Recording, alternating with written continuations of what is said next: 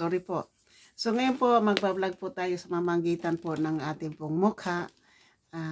Yung kung magtatandaan po niyo, palagi po ako naglalagay po dito sa aking mukha po kasi dahil sa Makati po na ano po, tingnan po niyo, hindi na po siya mapula at ito na lang po yung problema dito sa kabila. So ngayon po, dahil sa Makati po, yung gamot po na ibinigay sa akin ng doktor, hindi po siya masyadong mabisa. Babalik ko po. Ngayon po, dahil hindi naman po siya talagang mabisa masyado. So gumawa po akong paraan. Ang ginagawa ko po yung yung itong apple cider, baking soda po. Yung baking soda po, yun po yung ginagamit ko dito kasi nakita ko po na pwede po sa pimples na po. Ngayon po, habang binabasa ko rin po at pinakikinggan ko po ano po talaga yung mga effective po dito sa ating pong sa baking soda po. So, ang ginawa ko po, nilagyan ko po yung kasi Makati. So, po, talagang po yung kati, talagang parang sinisipsip po yung bakterya po doon sa loob. Kasi nakuha ko po itong mukha ko sa COVID po, yung vaccine po ng COVID. So, ngayon po, ito pong tubig na to, hindi ito pong tubig, ay, ito po yan.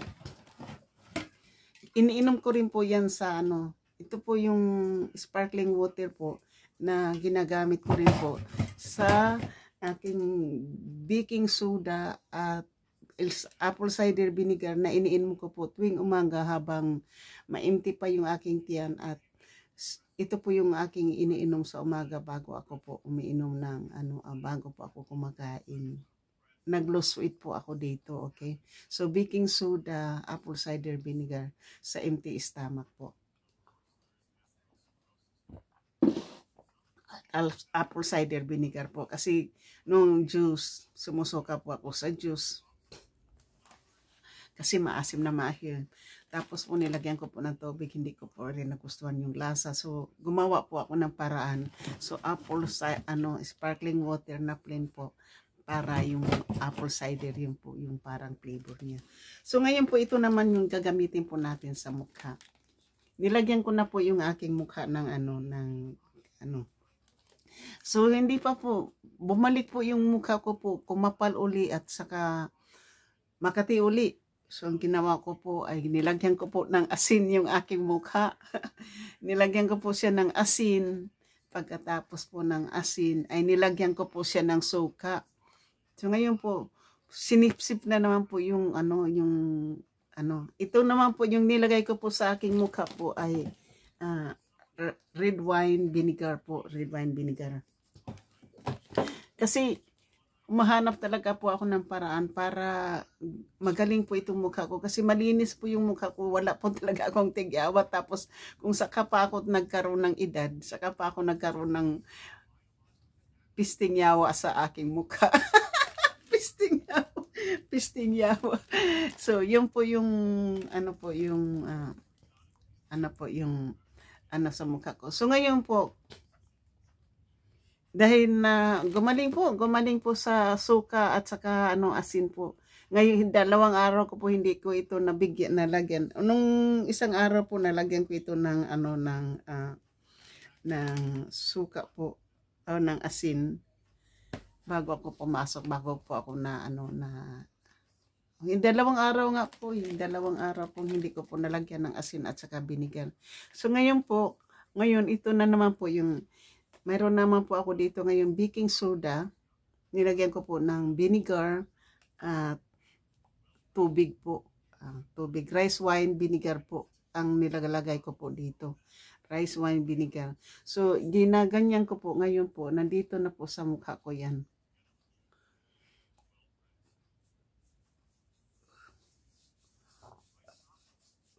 Lang po natin sa mukha po. Para po siyang mas ilalagay po natin dito.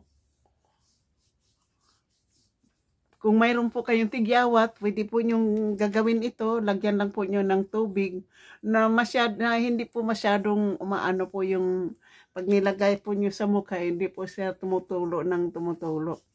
Tapos iganyan lang po sa mukha natin.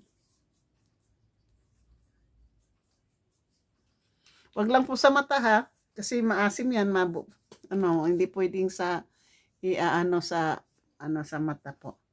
Kasi kung iaano po sa mata yan, pwede po sa dito lang po sa mabaan dito. Basta wag lang po sa sa mata po ha. So, ayan po yung imbis na bibili po tayo ng kasi tapos maligo po ako pagkatapos nito. Pwede ko pong parang scrub po na ganito po. Kasi ito po din po yung ginagamit ko sa aking mukha tuwing na naliligo po ako. Marami pong nagtatanong sa akin, ano po daw yung ginagamit ko po sa aking mukha, bakit? Sa aking pong edad, wala pong maniniwala sa aking edad po na ganito na po ako. Kasi ito po yung ginagamit ko, itong St. Abe's fresh skin apricot po yung scrub ko po. Matagal ko na po ginagamit yan. 1990s ko pa po ginagamit yan. 1990s pa po ginagamit ko yan hanggang ngayon po. So, gumagamit pa ako niyan. Mga 30 years na po akong gumagamit po niyan. Kasi natatandaan ko po, hindi pa po ako nanganak po. Wala pa po akong anak doon sa aking anak na panganay po. Hindi pa nagagamit ko na po yan. 1989 ata yun. 1990 nga. So ito naman pagdating naman sa pag-inom po ng apple cider vinegar at saka apple cider vinegar at saka baking soda po. Ang po naman purpose ko naman po diyan sa baking soda at saka apple cider vinegar po, yung sa aking likod po. Kasi itong aking kaibigan po na kapatid po ng aking landlord ay siya po nagsabi sa akin, kasi nagreklamo po ako palagi ng aking likod na masakit, namamanhid, masakit. So, ang sabi niya sa akin, kasi dita yung tawag sa akin nila dito. Sabi niya, dita yung apple cider vinegar. Kasi ako mayroon akong surgery sa likod ko, may bakal. Masakit yan dati. Ngayon ang ginagawa ko ay umiinom na ako ng apple cider vinegar. Sabi ko, ang asim niyan. Tapos sabi niya, lagay mo sa sa apple juice o mga juice. Mas lalo pong iba yung lasa. Yung hindi ko po nagustuhan ng lasa talaga. So, ang ginagawa ko, sinubukan ko pong lagyan ng honey, ang suka, yung apple cider vinegar, nalagyan ko ng honey, tapos nilagay ko sa tubig, lagyan ko ng honey. Pero ang sabi naman sa akin ng nurse na nakakataas ng sugar po yung yung honey. So tumigil po ako sa honey. So para pong maging accurate po yung aking pag-iinom, dahil nga nararamdaman ko po yung aking likod dati po na pag hinipo mo ito dito po makapal talaga yan. Pag hinipo mo yan, talagang sakit po yan dito. At saka yung dito sa likod ko. Ngayon po, simula nang uminom ako, simula pa ng September po ako uminom. Wala na po, hindi na po namamanhid yung likod ko. Ngayon, habang taglamig po, kasi lumalamig po ngayon dito, hindi po hindi na po siya sumasakit. So ngayon po, pinapatuloy ko na po yung pag-iinom. Tapos po, pangalawa din po yung nakakawala po sa akin, yung aking heartburn.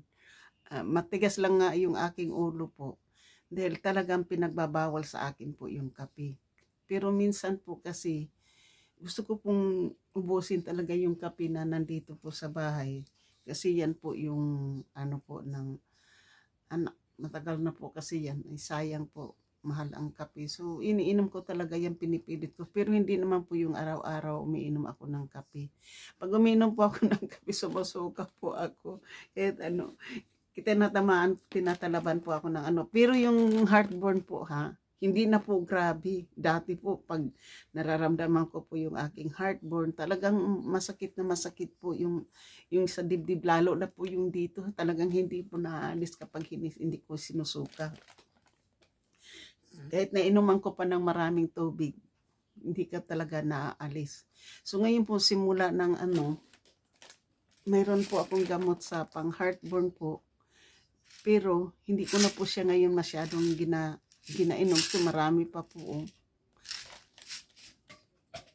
Tapos hindi pa po ako nag-o-order. Alam mo kung bakit? Kasi hindi na po ako umiinom masyado ng gamot na yun. Dahil nga sa apple cider vinegar and baking soda po, nakakatulong din po sa aking heartburn. Kasi daw, nanonood po ako kanina sa doktor, sabi niya, ang apple cider at saka baking soda, yung taong may heartburn, sabi nga, kung may heartburn, dahil kulang daw yan sa acid sa stomach. Acidic na yung tiyan ko eh. So hindi daw kasi kailangan pa daw ng acidic with alkaline. Kasi ang baking soda daw may alkaline. Kaya, at saka ako rin, pinainom din ako ng doktor ko ng drinks na may cellulite. Hindi ko alam kung ano yung mga cellulite na yan sa apple juice. Pero pag inuminom ako talaga yung apple juice, hindi ko talaga kinakaya. Talagang matamis na matamis at isinusuka ko rin yung juice na yun. So, hindi ako maano sa juice po. So, ngayon po, ito na lang po yung aking ibablog kasi wala po tayong magagawang content. Okay, so ito magandang content para po sa may mga maraming tigyawat. Sa maraming tigyawat po, ito, na-experience ko na po ito dahil ito po yung ditong mukha ko talagang, kung makikita po nyo yung mga live ko, minsan mayroon ako mga live na may mga po dito sa mukha. Yun po yun, ang baking soda po yun.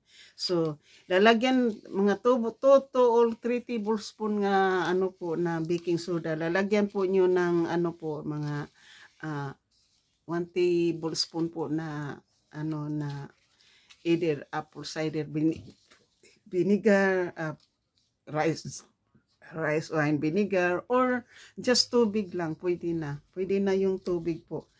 Kung wala kayong pambili ng apple cider vinegar, pwede ng tubig. Parang ganito po. Ito po yung texture po niya. Okay? Yan po yung texture sa mga tao pong walang yung mahal mo yung bibilhin po yung gamot na pang tigyawat po, lalo na sabay maraming mga batang maraming tigyawat yung nagdadalaga, lalo na pag magkakaroon ng period po na tumataki talaga yung tigyawat. 3 tablespoon po na baking soda, mas mamura na po siguro dyan sa Pilipinas. Tapos lagyan na lang po ng tubig hanggang sa magiging po yung tawag sa amin papilit. Basta yung pwede na pong didikit na po sa inyong mukha po. Ganyan lang.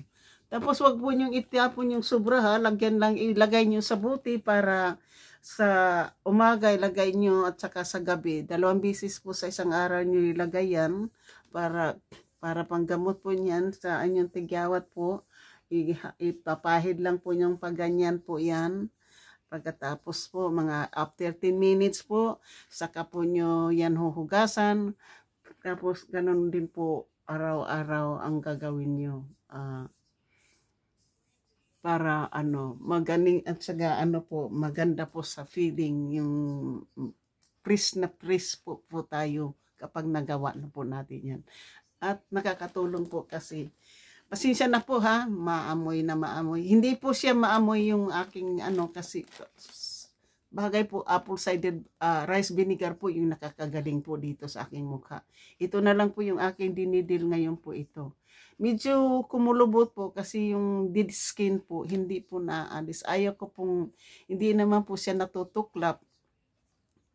Kaya hindi ko po siya inaalis. So yan lang po ang gagawin. Makitin niyo po. Madali lang po. 3 tablespoon po na baking soda at saka 1 tablespoon po na rice vinegar or apple cider vinegar. Kung wala po kayong rice vinegar, apple cider vinegar, pwede na rin po. O kung wala naman po kayong rice vinegar or apple cider, pwede na po yung tubig. Kung wala po kayong tubig, lagyan po nyo ng kunting gatas. Kung mayroon po kayong gatas, kung wala naman, pero tubig po, marami naman po siguro tayong tubig kahit sa sink water pwede po. So ngayon lang po, Kung talagang makati-makati pa po, na-experiment ko na po yung asin, nilalagay ko po dito sa sugat ko po dito, para dito sa asin, may asin po yan, nilalagyan ko rin po yan ng asin, alternate ko po yan, nilalagyan ko ng asin tapos suka po.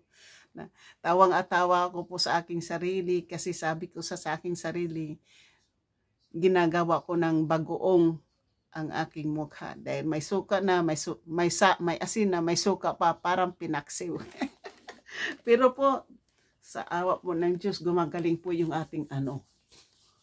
Kaya wag po tayong maghihinayang po. Kung ano po, kung gusto po niyo mag-lose weight, okay, gusto po niyo mag-lose weight. Ako po, medyo may pagkatabaan po din ako ng kaunti, ha. Pero, apple cider vinegar din po yung aking ginagamit po. Kasi ang apple cider po, acidic yan, di ba? Wala pong side effect yung apple cider vinegar po. At marami din pong benefit.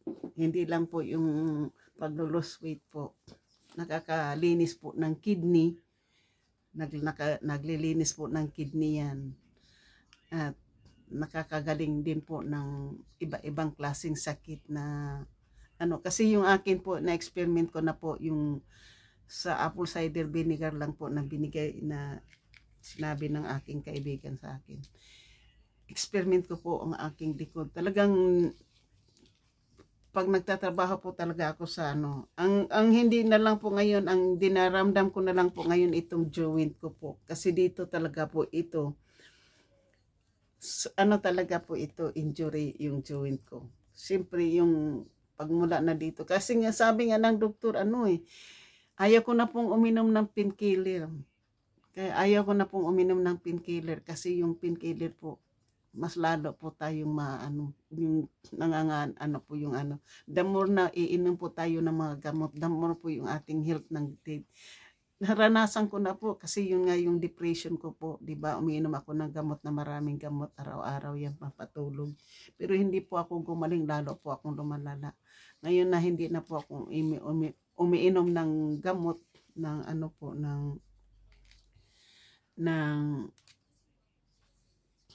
hindi na po ako gumiinom ng gamot na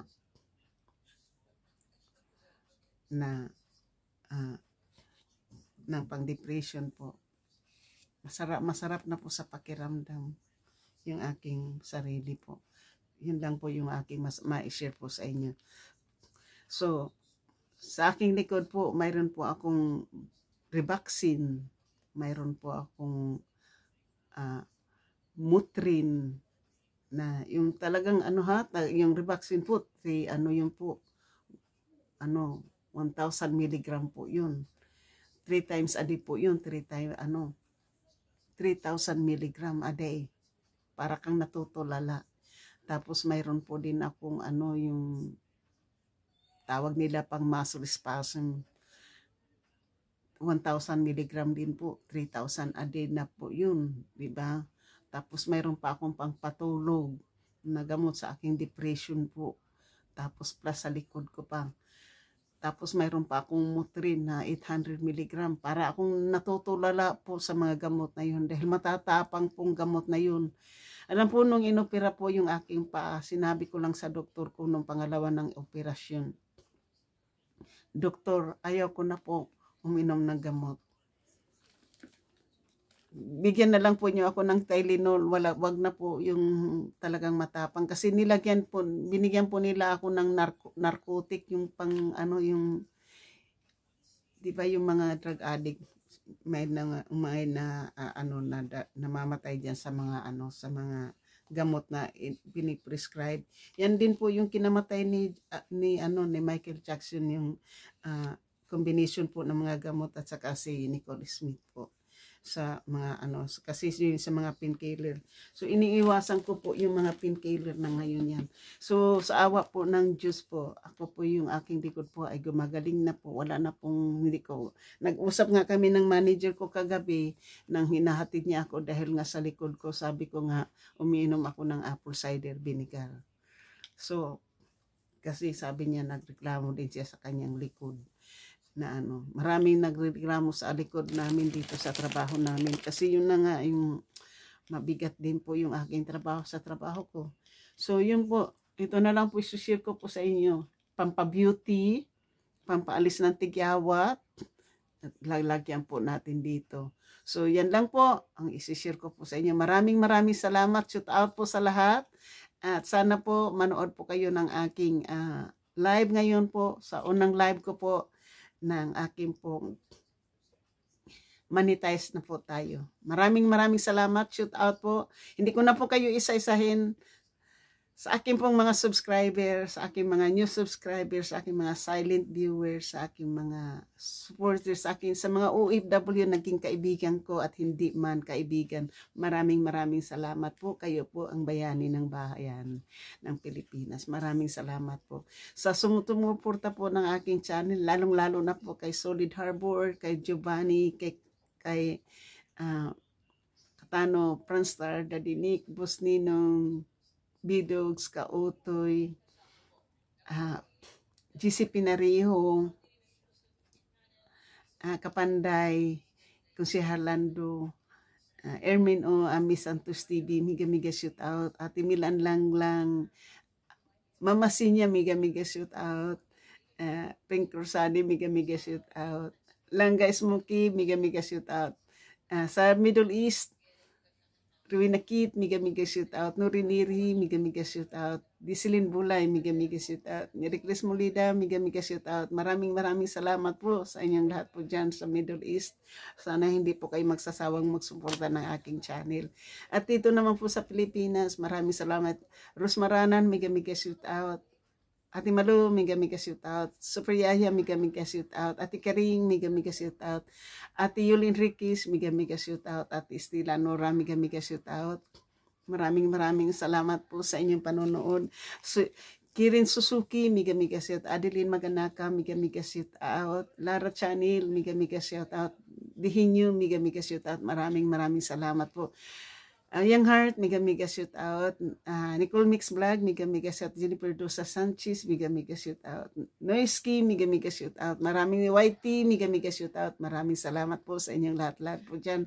At sa lahat po ng mga sumusuporta po sa aking channel. MBC 23, Solid Harbor, Muyak, Antonio Tichani, Alak saan ka, Akil, miga shoot out. Jis Posadas, miga shout out. GB Vlog, miga shout out. And Ermi Ortiz, miga shout out. Maraming salamat po sa inyong lahat. Sana suportahan po niyo ako hanggang sa kayo po nagbigay ng inspirasyon ko, kayo po nagpapagaling po sa akin, kayo po lahat po utang na loob ko po ito sa inyo. Maraming salamat po sa inyong lahat. Sa hindi ko po nababanggit, maraming salamat. Ito po sa lahat, sa Danny Barosa, miga shoot out.